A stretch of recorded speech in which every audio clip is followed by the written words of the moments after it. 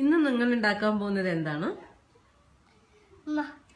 ഇന്ന് ഉണ്ടാക്കാൻ പോകുന്നതാണ് നമ്മൾ ബിരിയാണി, ചിക്കൻ ബിരിയാണി.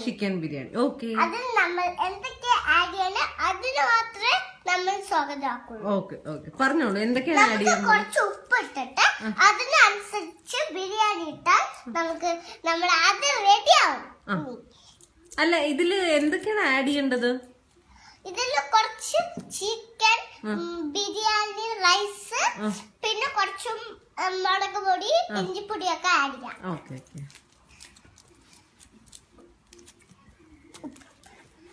കുറച്ച് മല്ലിപ്പൊടി ഇട്ടു. ഇനി നമുക്കിത് എടുത്തു വെക്കാം. അതിന് മാത്രമേ സ്വാഗതമുള്ളൂ. എടുത്തു വെച്ചു, ഫ്രീസറിൽ വെച്ചു. മുളക് പൊടിയും മല്ലിപ്പൊടിയും ഇട്ടു. ഇനി നമ്മുടെ ബിരിയാണി കഴിഞ്ഞു. നമുക്ക് എടുത്തു വെക്കാം. അതിന് മാത്രം സ്വാഗതം. എന്റെ ജീവിതം കളയാൻ മാത്രമല്ല സ്വാഗതം.